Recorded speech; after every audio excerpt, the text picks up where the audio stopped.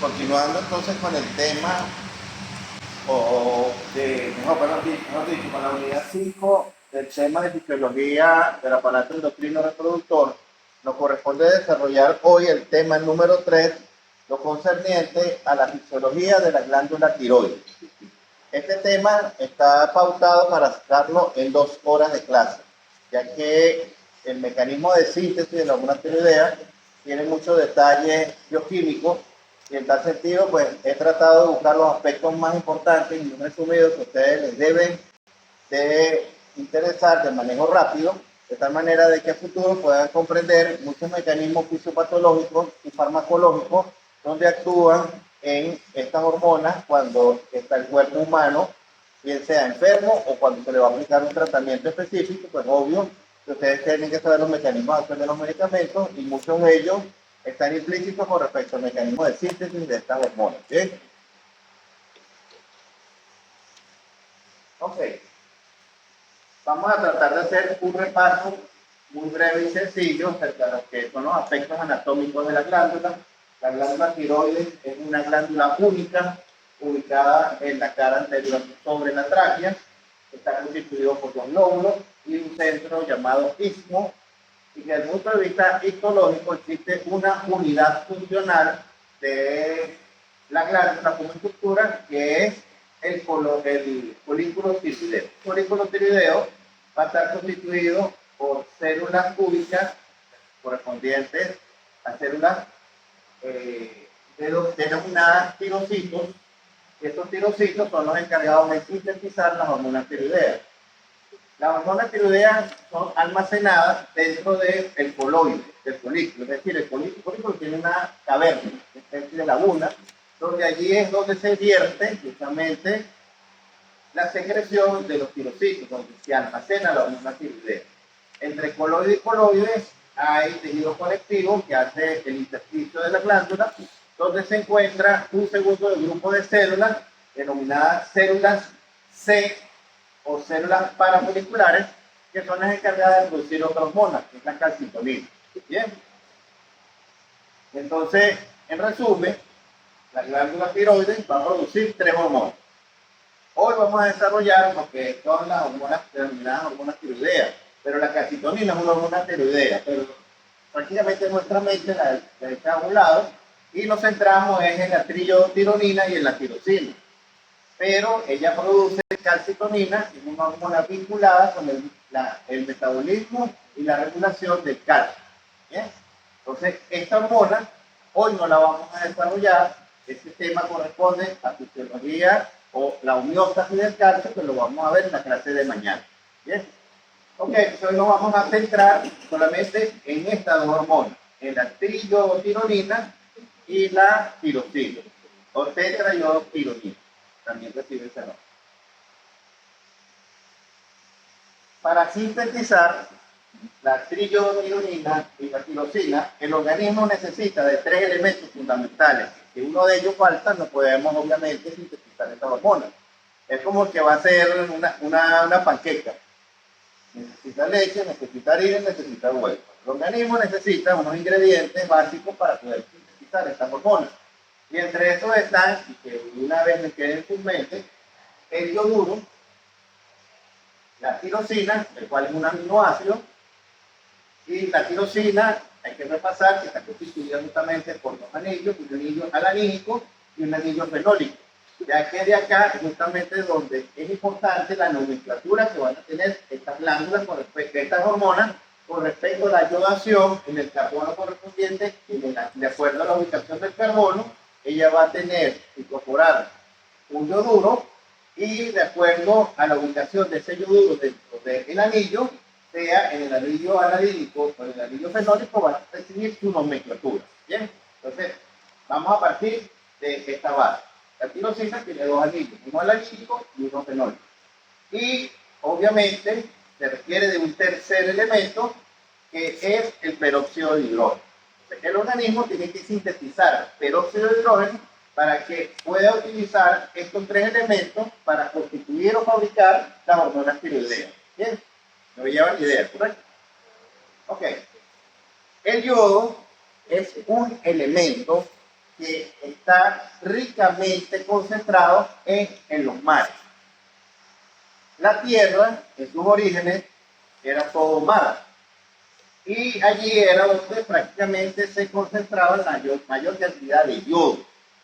A través de la evolución, cuando empezaron a aparecer los primeros organismos unicelulares y pluricelulares, y después los organismos más complejos, ya como animales vertebrados constituidos, en teoría la vida salió de los océanos y pasó a la Tierra.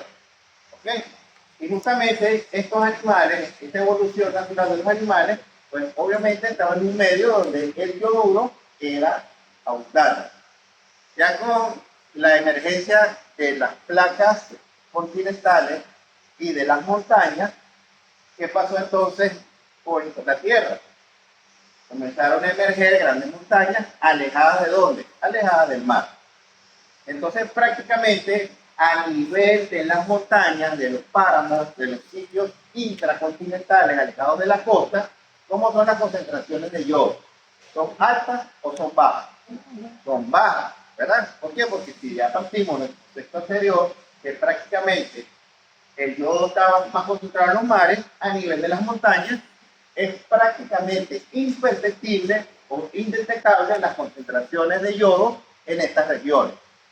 En tal sentido, por lo menos en Bolivia, en Quito, en Mérida, en Lima, las concentraciones de yodo, que son requeridas en nuestras dietas, prácticamente van a ser deficientes o bajas, y en tal sentido, las personas que viven en estos sitios de montaña van a tener déficit justamente de uno de los ingredientes, como lo es el yoduro, ¿verdad? Entonces, fíjate que ya la topografía, la ubicación donde nosotros vivimos, ya va a ser un factor determinante para padecer de ciertas enfermedades. Entonces, el déficit de yoduro va a producir que no produzcamos alguna tiroidea y va a generar una enfermedad que es el hipotiroidismo, que es endémico, que es común observarlo en sitios como son los páramos andinos, montañas, los sitios que están alejados del mar. Y es lo importante que es conocer primero cómo es la síntesis de las hormonas para poder comprender que hay ya enfermedades que son endémicas simplemente por una topografía en particular. Dicho esto, entonces, requerimos de yodo como oligoelemento esencial en nuestra dieta. Este esquema no es para que ustedes se lo memoricen, simplemente para que me vayan gestando la idea de cómo es la distribución del yodo. Tenemos entonces que a través de la dieta necesitamos aportes mínimos de yodo, de yoduro en la dieta. Y más o menos está entre 100 y 150 microgramos de yodo elemental presente en la dieta. El tracto intestinal permite la absorción de ese yodo, el cual es distribuido en el espacio extracelular, donde mayormente se deposita y está presente el yodo es dentro del espacio tiroideo. ¿En dónde? En los coloides.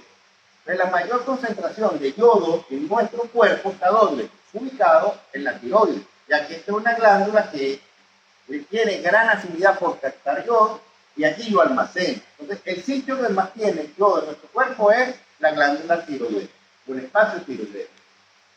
Allí es donde justamente se sintetizan estas hormonas que hacen la tirosina y la tetraiodotiriona contienen ya yodo y entonces van a constituir el espacio hormonal. Y el espacio hormonal es donde estas hormonas van a los tejidos. Entonces, por eso es que se llama espacio hormonal. Incluye a la T3 y la T4 circulante cuando llega a los tejidos, y ahí es donde pasa la célula y es donde se utiliza el efecto biológico. Estas hormonas, tanto la T3 como la T4, va al hígado y va a otros tejidos y ahí se metaboliza, se destruye. Pero el yodo, como es muy escaso en el ambiente, el organismo lo bota, lo desecha, no, lo ahorra y lo recircula nuevamente. Entonces, el yodo, cuando está en exceso en nuestro cuerpo y supera estos 500 microgramos, lo puede eliminar a través de la orina o a través de la heces. Pero no es prioritario para el organismo eliminarlo, sino más bien ahorrarlo y volverlo a incorporar al espacio tiroideo para la síntesis de hormonas tiroideas.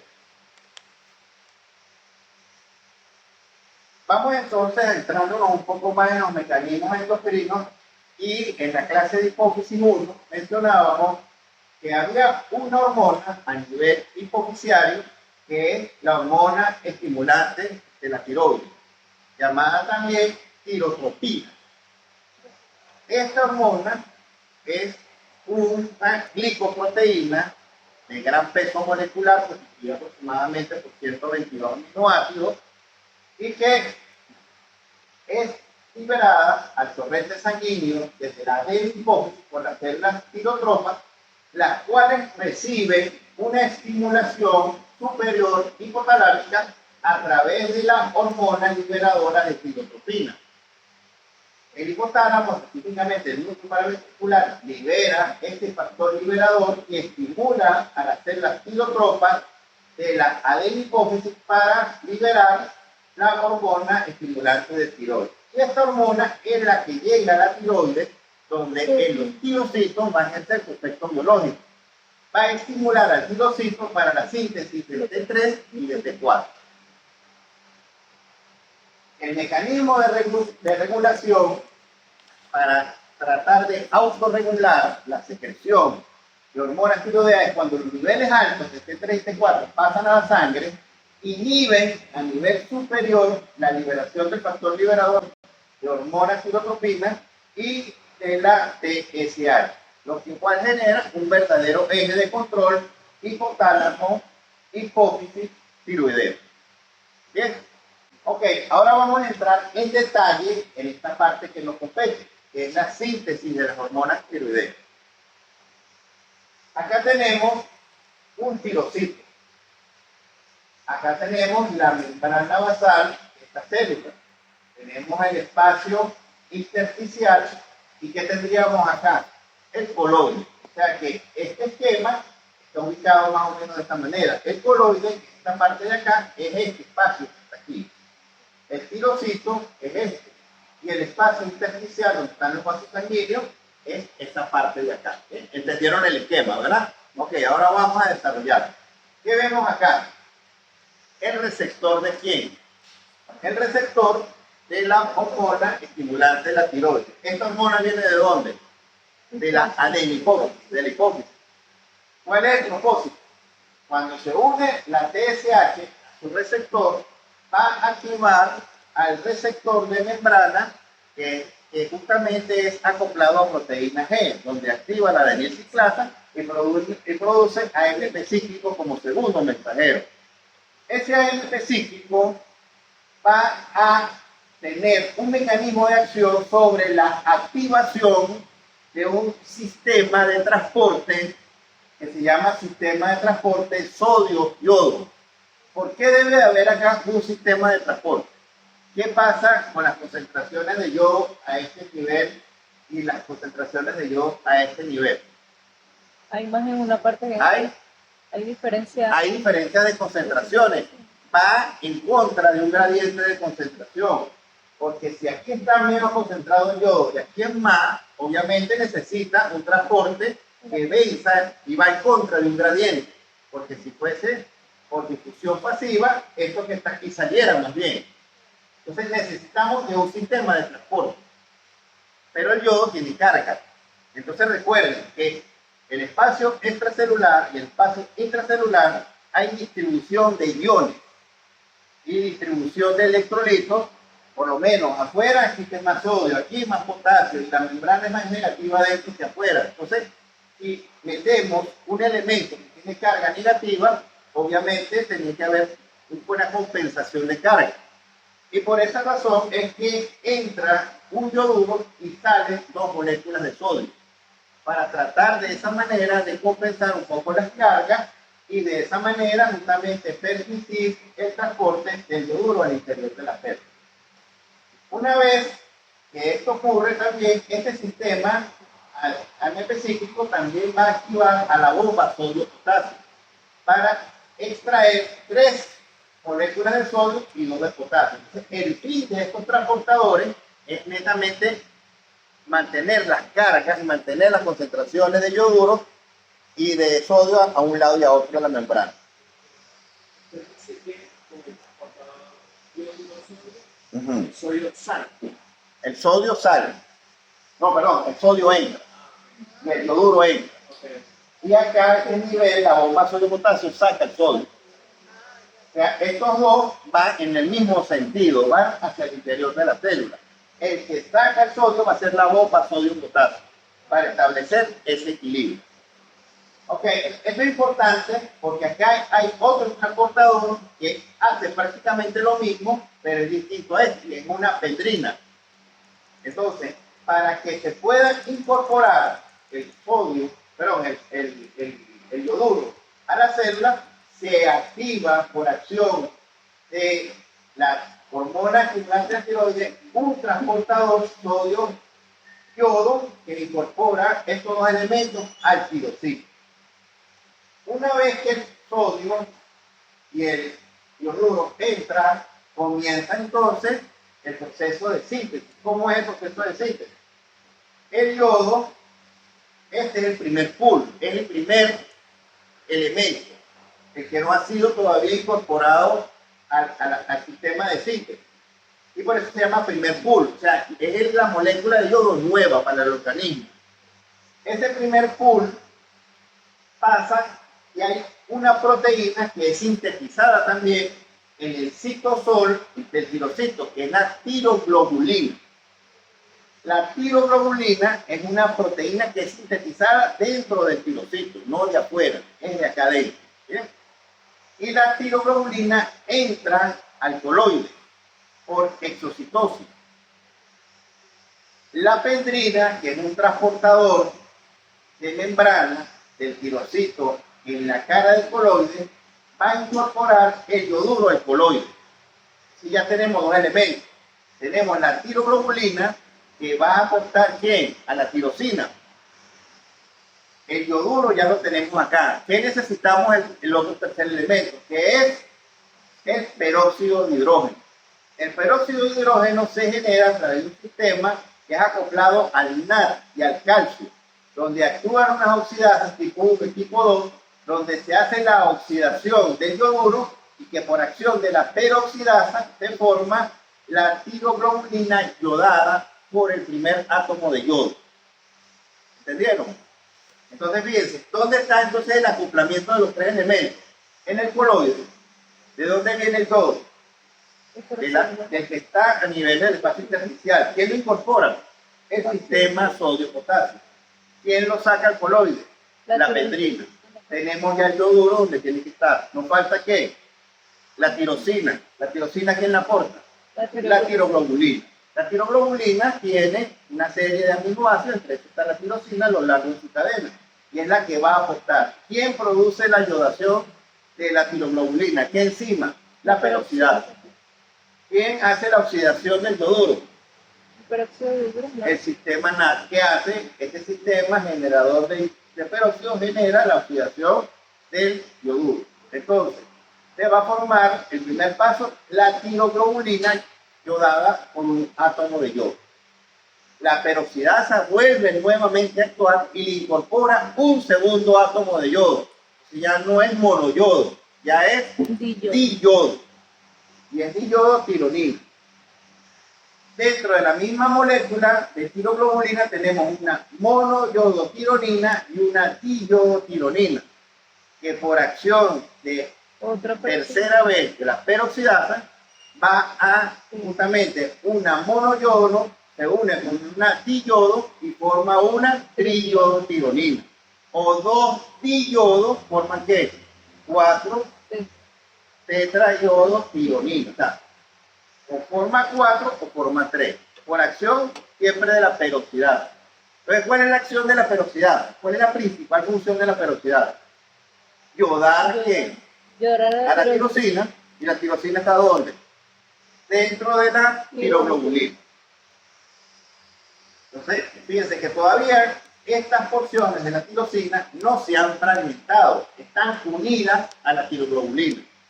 Esta es una forma de almacenar la hormona tiroidea y de almacenarla de manera inactiva, porque es una gran molécula, ya actúa separada, no unida a la tiroglobulina. ¿Qué hace el organismo? la incorpora por pinocitosis al citosol del enterocito y por acción de una enzimas proteolíticas que desdoblan justamente a la T3 y a la T4.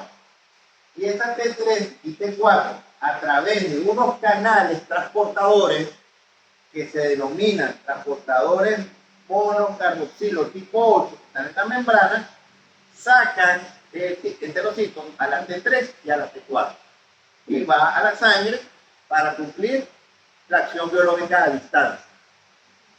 Entonces, también dentro del enterocito participan otras enzimas llamadas desyodasas que quitan el yodo de la tirosina. Y esas pueden ejercer varios roles. Una, convertir T4, que es inactiva completamente para el organismo, en T3. Es decir, la T4 es una preprohormona, porque la T4 es inactiva para el organismo. La puede convertir en T3 a través de la desyodasa 1 o la desyodasa 2, que está dentro de la tiroides, y formar más T3 que sale al torrente circulatorio. ¿Qué pasa entonces por acción de estas enzimas proteolíticas con la monoyodotironina y la diyodotironina, que no son hormonas tiroideas activas? La proteólisis las rompe y las incorpora nuevamente a través de una deshalogenasa, saca el yodo y lo guarda con un segundo pool para otra vez entre la síntesis. O sea que esto no se desperdicia. Estos son como los retazos de una tela. O sea, ustedes van a hacer un vestido, un pantalón, compran 2 metros de tela, sacan el pantalón, le sobra tela, ¿verdad? Estos retazos no los botan.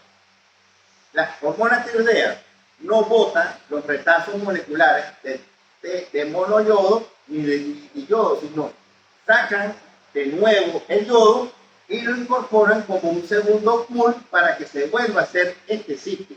Es una forma de ahorrar el yodo, dado la importancia que tiene, que es tan escaso en nuestro ambiente, que es una forma que tiene el organismo para ahorrar. ¿Sí lo van entendiendo?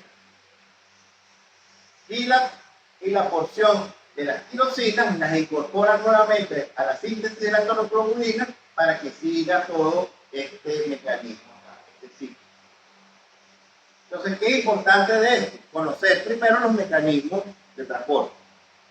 El sistema yodo-sodio y la pendrina, los transportadores de monocarboxilato tipo 8, que son encargados de permitir justamente el transporte de la hormona tiroides a través de la membrana, y obviamente la acción de la TPasa como compensatoria de la bomba sodio-potasio, la acción de la bomba sodio-potasio como compensatorio de la carga. Ok, entonces vamos entonces para tratar de comprender con más detalle lo que vimos en el esquema anterior. ¿Cuáles son los precursores de la hormona tiroideas entonces? El anillo este que está acá, dice la tirosina. El anillo alanílico es el que está unido a la cadena proteica de la tiroglobulina. Y el anillo fenólico es el que está libre hacia la parte externa de la molécula.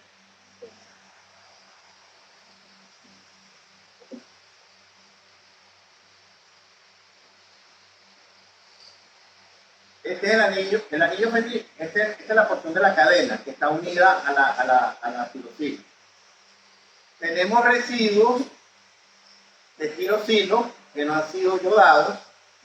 Tenemos la primera yodación y tenemos la segunda yodación en el anillo alanílico. Después se incorpora acá el anillo fenólico. Entonces la monoyodotironina tiene un yodo en el anillo. La diyodotironina tiene 2 yodos en el anillo. Estos son precursores de la hormona tiroidea. ¿Cómo ocurre entonces los mecanismos de síntesis? Ocurre al azar. Acá tenemos en este esquema, observen acá en azul, tenemos a la gran molécula de la tiroglobulina. ¿Bien? Hacia la cara libre tenemos la diyodotironina o la monoyodotironina o la tirosina sola, no yodada. Cuando esta se yoda, la tirosina sola se yoda con el primer átomo de yodo que va a formar monoyodo. Por acción de la peroxidasa, la segunda acción de la peroxidasa que va a formar monoyodo. Entonces, en una misma cadena tenemos diyodo, monoyodo y tirosilos no yodados. Ok. Tenemos varias moléculas en el coloide de tiroglobulina. Por acción de la peroxidasa puede ocurrir esto: que una diyodo se rompa de una cadena y se una a otra. ¿Qué formó allí? La tetrayodotironina o tirosina, la que tiene 4, que es 2 diyodos. Con 2 diyodos forma ¿cuántos yodos? 4. Entonces la tetrayodotironina, conocida como tiroxina o T4. Tiroxina con X, no con S. ¿Qué pasa si tenemos una monoyodo? Vamos a hacerlo de otra molécula, porque ellas se intercambian. Y se une con una diyodo. ¿Qué formó allí? Formó la triyodo. De esa misma manera lo hace el organismo. De dos moléculas de tiroglobulina separadas o dentro de la misma molécula, al azar puede formar una monoyodo se una con una diyodo o dos diyodos segundos para formar de esa manera T3 y T4 dentro de las mismas moléculas. ¿Bien? ¿Entendieron?